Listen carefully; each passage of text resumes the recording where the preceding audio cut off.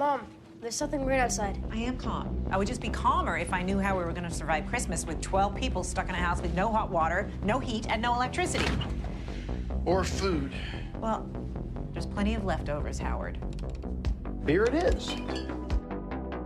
Welcome everyone to this episode of Insidicast. This time we're going to be looking at a bit more of a festive treat. 2015's Krampus.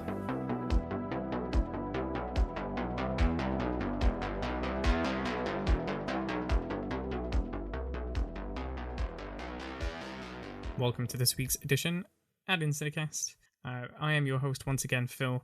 Just on my own this time. I am planning on bringing on some more guests soon. That should be good fun. Have a bit more of a discussion. Things just didn't quite work out this week, so it will just be me.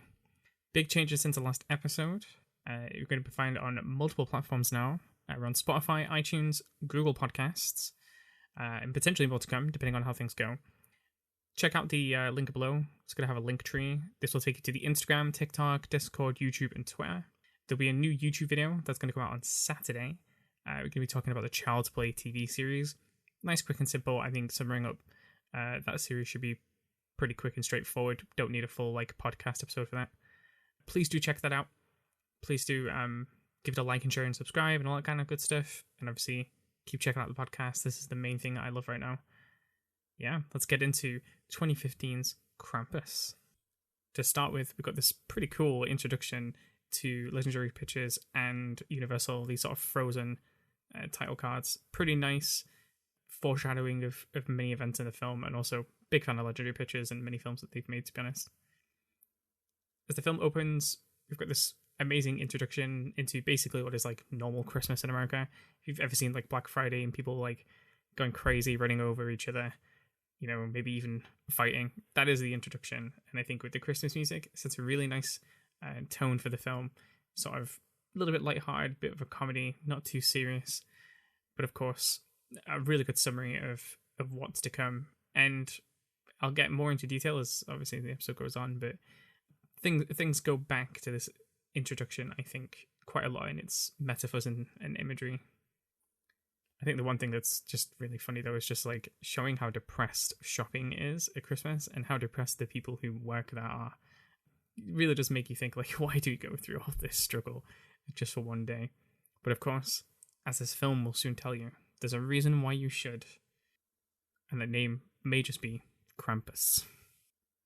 Once we're done with the madness that entails in the supermarket, we get to see a nativity scene that has just been disrupted by a massive fight. And funny enough, obviously, it is your central characters at the center of that struggle. And this is a real nice way to introduce them, and introduce, obviously, Max, who is pretty eager at getting into fights. It really sort of puts them at the center of a lot of the madness already from the get-go. It doesn't even have to include Krampus in it. So the big thing that we're introduced to before anything even happens is A Christmas Carol. It's playing on the TV in the kitchen as the family arrive home from the nativity fight. And A Christmas Carol really sums up this film in its entirety. There are so many links and metaphors to A Christmas Carol. It is in many ways a modern representation of that story. And the main morality of Christmas Carol and what Charles Dickens was trying to teach people was how to be happy. And he showed us through Scrooge that, the misery that Scrooge felt through his own actions towards and words towards others, were in fact making his own life a misery. And this is things that, Scrooge never sort of realized as it was happening. And it's only when Scrooge goes through this transformation that he realizes that he's actually a better person, and it makes him a better person by being happy. So as Max and the family returns home, Max makes a comment about how Christmas is just there to sort of serve, I guess, capitalism, and that basically Santa is just some ploy to sell Coca-Cola. And in many ways that's funny and true, but also it's not just a throwaway comment. This is something that the film comes back to quite a lot, at least I think, from my interpretation of what happens. But the main part about this that's really, really relevant is actually this in itself kind of references some parts of Scrooge, right? Scrooge was the super rich guy, very, very wealthy, and he treated others who weren't anywhere near his wealth very, very badly. And he believed that his wealth was the source of his happiness, which obviously was proven not to be true. as the story goes along. And it shows that, when it comes to Christmas, especially these days, the reliance on the material goods, to bring us joy may not be very true, especially when you look at not only just the people who were shopping in the film who looked miserable, but also most of the staff looked miserable. There's nothing about that corporate environment that feels really happy. It's like an artificial joy, and that's something this film sort of touches on a lot. Artificial happiness and what you have to do to really like feel the happiness at this time of year. And it's all about how we treat others. That's the thing that makes the difference. It's not about the possessions that we own. Very nice Christmas generic metaphor, for a horror film. But of course, you've got to stick it in there, or otherwise it just wouldn't fit the genre, would it? Which I think is one thing that's kind of surprised me a bit about this film. It actually tries to be more of a Christmas film than a horror film. It not just its tone, but also its messaging. And actually the horror takes quite a lot of the back foot in most of this film. There's some good elements of horror, and I think the ending definitely like has its own horror built into that. But the film doesn't try and just jump scare you and just try and like make it a gore fest and that type of thing. The message of the film and what it tries to portray is all about Christmas and happiness and family. Amongst the conversation that Max has with Omi, which is his father's mother, so his grandmother, that's Tom's mother, she sort of talks about the legend of Krampus and why it's important to believe on Christmas. And the main things that she talks about is the spirit of giving and sacrifice. And this becomes a massive part of the film as we go forward, because it's all about giving and it's all about sacrifice, whether that's the family giving and sacrificing or whether that's Krampus giving and sacrificing. Of course, this was interrupted by the family visiting for Christmas, which I think is a completely relatable thing that a lot of people have been through. The kind of stampede of family members coming through the door and the camera shaking, like showing this massive influx of people coming in. I think that's just brilliant. It's just so funny. There's a lot of really good representations of like how crazy Christmas can be in this film. And it kind of links back to the start of the film a little bit, with those shoppers. Those shoppers were equally as crazy running around. And it sort of reminds me of like reindeers in a weird way, sort of like the feet running around, kind of the hoofs, you know what I mean? A lot of shaking on the roofs. It was that kind of vibe, and it's kind of nice, like, subtle audio work going on in that film. Of course, this is now followed by the dinner scene, which I think is equally hilarious. Another good representation of Christmas, awkward dinner conversations, the sort of conflict of masculinity between Howard and Tom. Howard's idea of masculinity is sort of having a gun, taking care of the family, sort of very like, middle America sort of approach to things. Whereas like Tom feels very much more like reserved and things. I don't need to prove myself. Like I am just the man just by the nature of being here and, and looking after my family. And this is going to be like another recurring theme a little bit, which is really good fun as well. And obviously they have Deborah, who I think is like the auntie. She's hilarious. I mean, she's a great actress anyway. And she provides also the comedy relief in this film. And it's just brilliant watching everything just sort of unfold in front of people, and the chaos of having dinner with people that you probably don't speak to all year, you probably don't really like all year, maybe you don't even like the food, but you all got to be there, you all got to see face. And the second they walked in, that's exactly what they did. They pretended to like each other. They pretended that, can't believe you're here, thanks for coming, thanks for bringing me this food. It's pretty brilliant. I think they're different perspectives though. It does like give you a really introspecting and potentially some class differences. I kind of noticed this in the film as well. I feel like Tom and Sarah are in definitely a much better place compared to Howard and his family, in terms of wealth, in terms of the possessions that they have. Sarah makes a really big point about like, you all haven't spent as much time as I have sort of getting these possessions, buying all these presents, making all these food, and next time we can just go to your trailer. She was saying this to Deborah. And I think like this kind of disparity between like class and the wealth is another really good reference to the whole Scrooge thing. We are put in the eyes of Scrooge by having this family being our central focus as opposed to like Howard's. So we're almost feeling like, these people are like inappropriate and being like a massive disruption to the family and the normal way of life. We feel that pain, yet what we're basically doing is, looking down on people who potentially look at things in very, very different ways. I think it's quite obvious that Howard likes hunting and he likes the idea of like real survival, and he kind of makes this reference between like, how Tom only went and did sort of like some Boy Scouts thing instead of going to the army. Again, it's that kind of like middle class America approach where it's like, you really not need to go and prove yourself and go and do something, and you need to look after your family and be a man and have guns and that kind of stuff, where it's like Tom is really more representative like the upper class America, sort of like, I don't need to partake in that because nothing bad will ever happen to me or my family anyway. Just look at where I am, look at my possessions, look at everything that I have.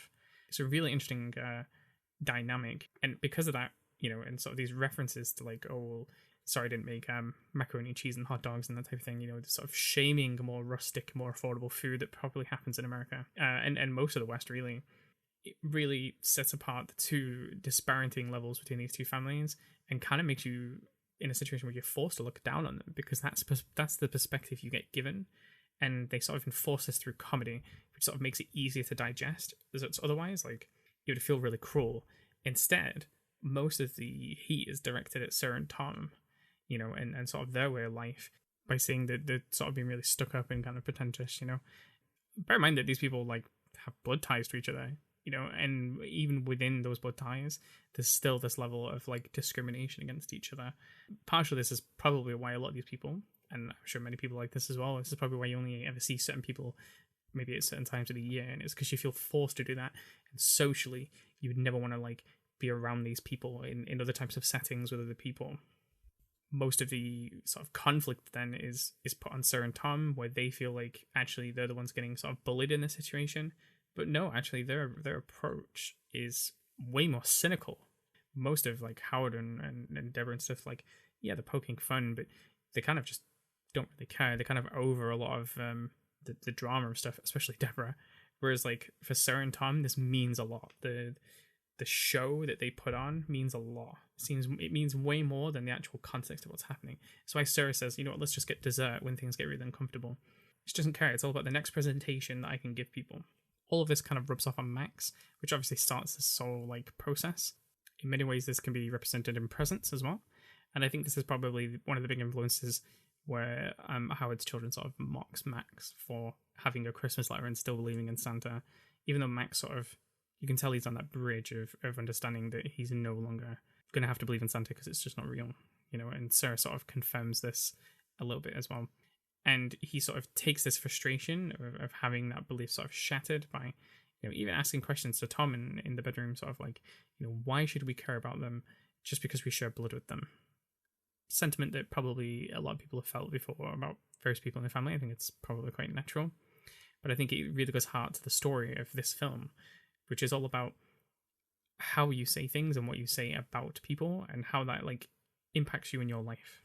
And on the back of this frustration, the throwing away of the letter really signifies back to Omi and her childhood and the things that she references talking about believing in the spirit of Christmas. And that doesn't mean have to be like specifically Santa. Obviously her experiences are more with Krampus than Santa. And that there should be a degree of giving and sacrificing. Choosing to throw away that belief is one of the first probably big acceptances into adult life that children have, right? That's where the belief of the supernatural ends, and realizing that, reality is a little bit more grim and boring than that. And in a discussion about what Christmas means to the family, Max asks his dad, do you believe in all that? And obviously Tom's face is pretty down about this, and he responds by saying, I want to, which definitely implies that he doesn't. Which means, in hindsight, Max is sort of the last bastion of defense against Krampus. He's sort of the last person who believes and the last person who can keep the spirit alive. I don't think, based on how the film goes and kind of how things are presented, that even Omi believes anymore. I think she's potentially been pretty scarred by the whole events that happened as a child, and she's more now in fear of Krampus than she is a believer in the spirit of Christmas. Which means Max is this last defense, and it's being used as like a metaphor of what happens when you lose that imagination and that innocence as a child of being able to believe in things like Santa and supernatural, and what that means for real life, not just for you, but people that you know, and the impacts that can have, and what things that could do to you. So Beth goes outside, we get our first introduction to Krampus, we get seen for the first time, and he's masked by the snowstorm leaking from rooftops and stuff. Pretty nice, menacing introduction. It sort of mimics Santa and the reindeer sort of running on roofs. His chains are like bells, and I think that's a really nice like touch in this film. Every time he takes a step, the rattling, or whenever his cloak's moving, the rattling, and it kind of sounds Christmassy, but like a little bit darker, you know? It's a really interesting way to inject some horror into this, because so far it's been pretty light-hearted and pretty like comedic. You know, if you didn't know this was a horror film, you probably wouldn't have guessed at this point. Obviously, scared of the whole situation, she runs away, and she's essentially being pursued by him now. And she hides underneath, I think it was like a van or sort of like a truck. And he leaves with her like a music box, which plays like some creepy music. And I think that's kind of nice, because as Santa would leave nice presents for people, Krampus definitely does not.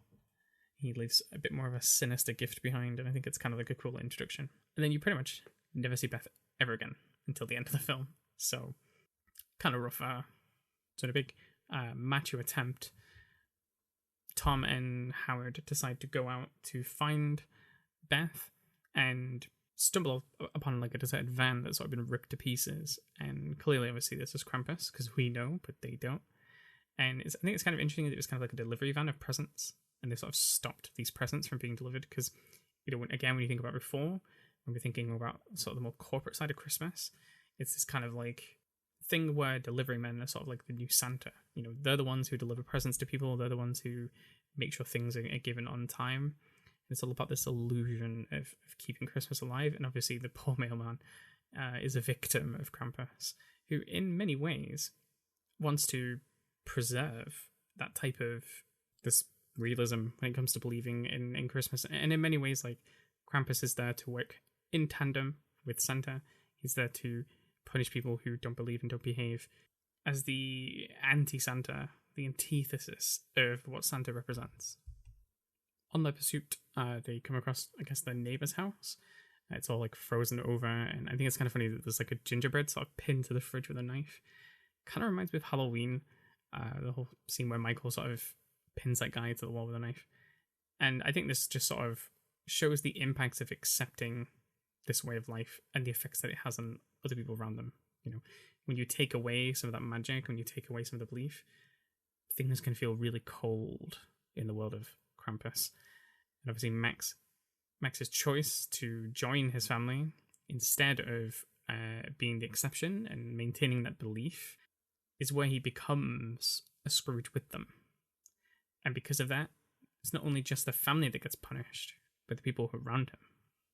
Obviously, being out there, things weren't intending to go well. Howard gets injured, and they have to take him back to the house. And here we get to see again this amazing conflict of sort of family values in a way, because Howard wants to just get everyone armed and ready to the teeth, and Tom sort of like maintains this sort of naivety to it, where he thinks, no, like, just stay inside, just keep the doors locked, we'll barricade some stuff, we'll be safe. It's that kind of, again, it's that sort of upper class mentality where people who have specific stature, specific neighborhoods that they live in, where they always feel safe, nothing bad could ever happen here in my neighborhood, you know, we just stay inside and help will arrive, that type of thing. Some people might think that this is kind of like a really cliche, dumb thing to do in horror films. Sometimes you just gotta look a bit more closer at the context and you sort of understand some of the decision makings a little bit. It's something that like a director's never just going to explain to people, like, you know, oh, you should think this because of these like social circumstances that happen. No, people just sort of want things to be more easily explained to them, and that's just not always the case in films, you know. And it's why like people who've studied film in any way have to be a little bit boring and they sort of piece those bits together. It was interesting seeing now how Max wants to be involved. He wants to know how to basically help and to join in and to get actively involved. Whereas earlier, before he made the decision to get to the letter, he was like, why do we have to bother with these people at all? Which is very much like a child perspective, right? Whenever like family come over and you're sort of a child, you're thinking like, why are these people here? Why can't they just go home? You know, I want to be on my own, I want to play, whatever.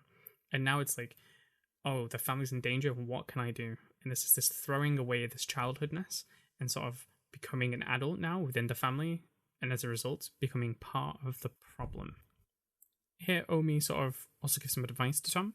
She sort of says to keep the fire hot. This becomes like a little bit more of like a thing that they go back to quite a lot. I think it has a lot of symbolism, obviously, not only about the dangers of being in the dark and the cold, thinking about where she probably grew up in, maybe in more rural parts of Germany, but also it's a very nice way to sort of add that supernatural element in as well. Something that's, I think, needed a little bit more in this film because it just sort of jumped from 1 to 100 quite quickly. It would have been nice to see a bit more of a build-up of that. But you can see how this would apply to her, especially when you think about if she did have a more rural life, being warm in the cold was probably more important than anything else, potentially more important than having food sometimes. And I think actually this is just the final third part of the class perspective. I think Tom's mother potentially is more representative of the working class. And what she finds most important for survival is completely different to everybody else in the family, who all have their own ways of determining how to survive. And for her, it's all about the simple things. It's that very rustic, probably very cultural perspective. And I think she does a really good job at sort of being the odd one out as because of that. She now essentially has confirmed that she has the least relatability to other people that are in the film because of the way that she thinks and the way that she sees things. And the film does a good point of portraying that because people never quite understand her perspective. Howard makes a good comment over where he's like, how are you going to believe this rubbish? Sort of just calls it like senile, like delusions or something. This is a perfect example of people who are in a different part of society never understanding or relating with people lower. And on the back of this as well, Max asks Tom, he says, are we going to die? And this is like a massively developed question for him. This is far, far from the world of any kind of like innocence about Christmas. Now we're talking about life and death. The reality of throwing away a lot of those beliefs and sort of magic around the event. And now we're thinking about life and death. Does this mean I'm never going to see my family again? It's this kind of shift, and it's much more of an adult, much more of a grown-up mentality. And it kind of links to what I was saying earlier, where like now we've realized that the world is a little bit more grim, a little more bleak.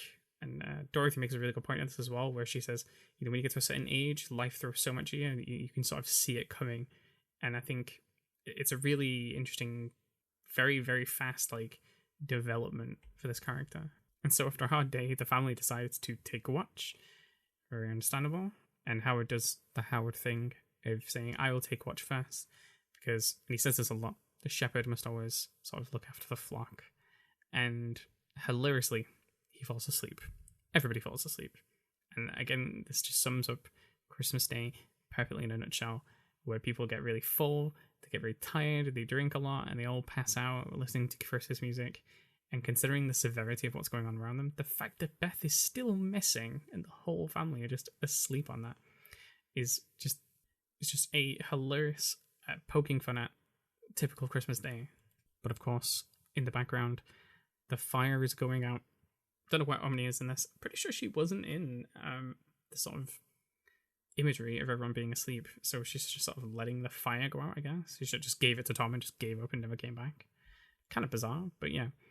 It shows that encroaching, oncoming death, things that now we have to fear that when we become adults, it's what happens. And then down comes a gingerbread man in chains from the chimney. So this is brilliant because I think it definitely is meant to reference A Christmas Carol once again. The first ghost of Christmas Past. It was a guy in chains, and I thought that was just brilliant. And obviously he gets eaten by Jordan, I believe it is, which he doesn't like very much. And then he gets snatched. And there's this really good like tug and war in the fireplace. And it's kind of like the reversal of Santa in it. Instead of coming down the chimney, you go back up the chimney. And obviously we never know where he goes from there. This leads on to the story from Omni, where she talks about her childhood and what happens when essentially society like pursues these selfish needs and gains. How this can sort of separate and destroy families, which I think also might be a bit of a commentary on like Howard's relationship, because I think those sort of references of like, marital issues, which I'm not necessarily like even proposing that, despite all relationships and things that happen, that you should never pursue your own goals. I think that 100% like you should equally pursue your own goals. But I think it's interesting that the film at least references that type of thing and tries to talk about what happens when everyone just succumbs to their own selfish needs, which obviously at Christmas it is. A lot of it is selfish. Like a lot of it is about giving presents, but actually, especially for children at least, it tends to be more about the presents that they want, not the presents that gets given. And, happens with adults as well. It's all about things that you want to receive, not the things that you get. And how this can poison the well a little bit. In the story, she sort of like talks about how she gives up making wishes, and how she wants people to just go away. And obviously along comes Krampus to punish them. Punish people around her, but especially punishes her family. And I think this is like the big lasting thing that probably changed how she really feels about this time of year. You know, she approaches Christmas more fear than joy these days.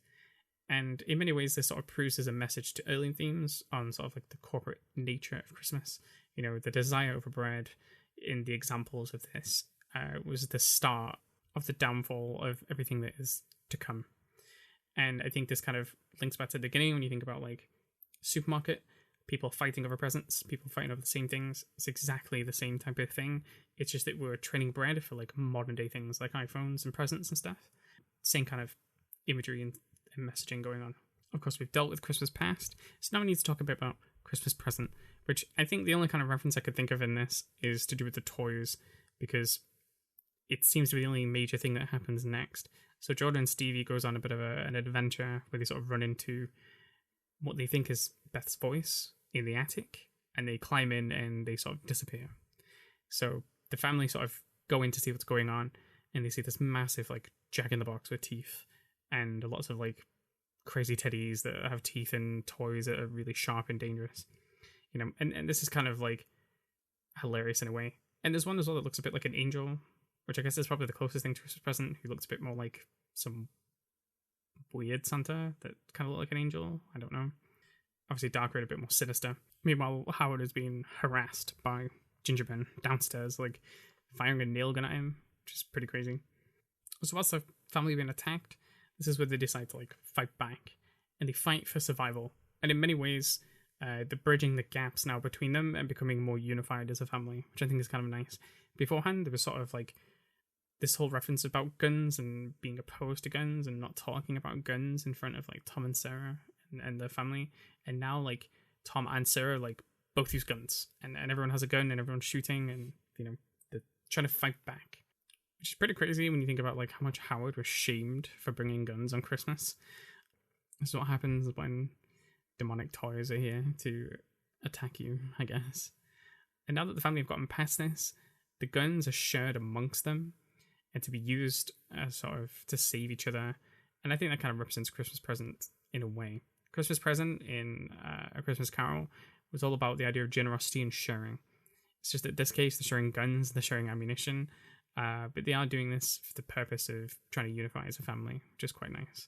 In this, they're just learning lessons. And this is kind of what Scrooge did. Everything that he got shown and everything that he had to experience was all about learning lessons and doing stuff to become a better person and to be a happier person. Which, considering a lot of the initial grief with the family was from each other, with that grief being resolved and the issues and differences being resolved, in many ways, they will just become happier as a family. So once that's all dealt with, they get ambushed by elves, which is a very interesting take on Santa's elves. Obviously, they're more human-sized, they're more scary. One of them looks like a plague doctor's mask, which I think is kind of cool. And they had really like creepy, like demonic appearances. And of course, now they're here to take them away. They bring chains and they take away the baby, the Dorothy, the Jack-in-the-Box. Pretty crazy stuff. Like the baby's innocent. I don't know why the baby has to be punished, but it did. And as the elves take them, Krampus finally arrives. And I think in many ways, Krampus was always intended to be the ghost of Christmas future. 100%. He not only looks and symbolizes like death by basically looking like the devil in many sort of like, you know, sort of Christian and like Germanic folklore, but also he's the big bad guy. Like he has to be there now at the end to sort of bring about the end of what they're going through. And as the family escapes, Omi decides to stay to sort of, I guess, face Krampus and buy them some more time. And Krampus sort of appears down the chimney. And whilst this is happening, the house is icing over, the fire is dwindling out. And as he comes down, sort of like you hear the jingling of the chains and the giant horns going through the fireplace, which is really good, really creepy. Awesome, like practical work with Krampus.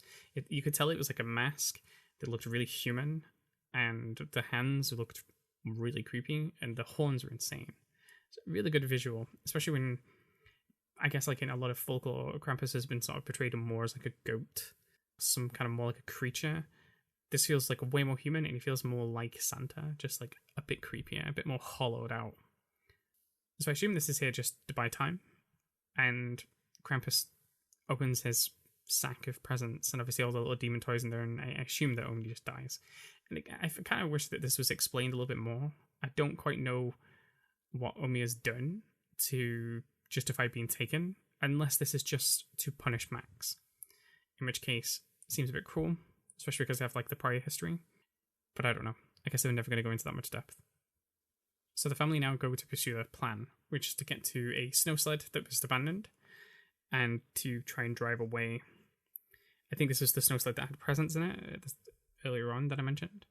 And they get ambushed by this sort of snow worm. It sort of comes through the ground and like bites you and tries to suck you in.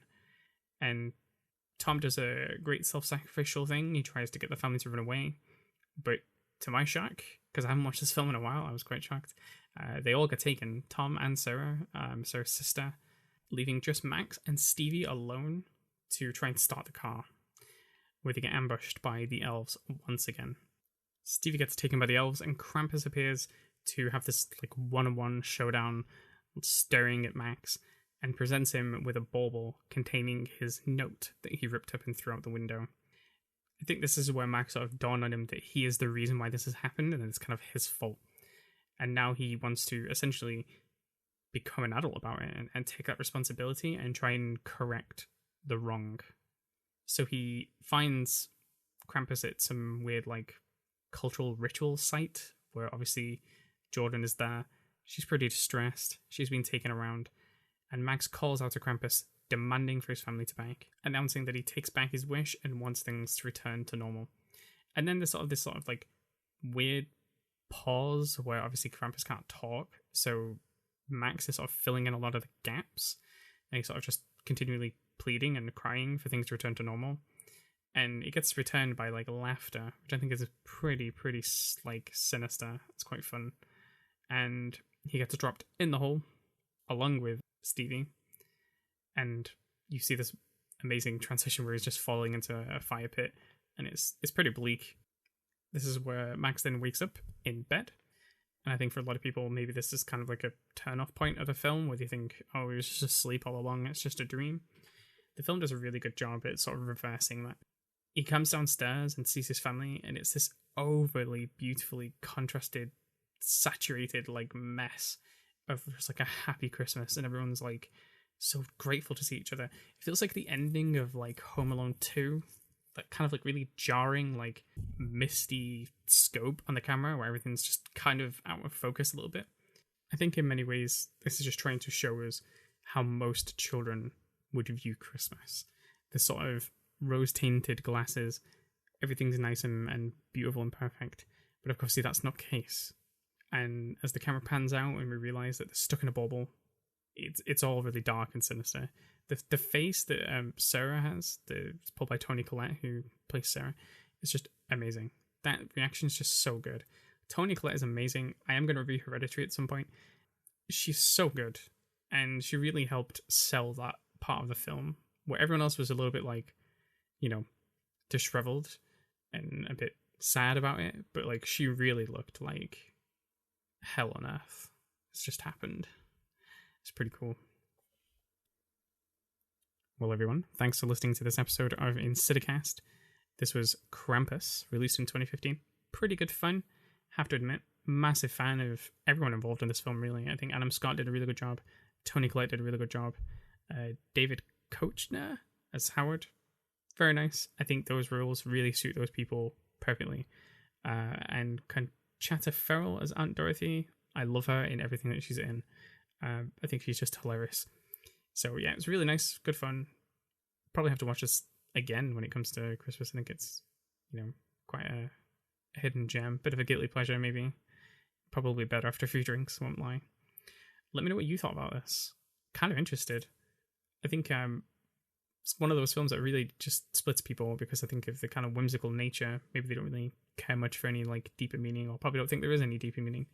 I think The Christmas Carol is something that was the forefront of the film, that happened before anyone said anything. No other dialogue in the film happened before that, and I think that just sets the tone and what this film was trying to show throughout. Of course, let me know what you think. You can do this multiple ways. Send me a comment on the Instagram photo that I'll post for this. You can send me a message on Twitter. I have a Discord. If you want to join in there, we can have some discussions. That'll be fun. And of course, we can always have discussions on future YouTube videos when they come up about the content that comes out there. I hope you've enjoyed this. Check out the link below. It takes you to everywhere you need to be. I'll see you in the next one.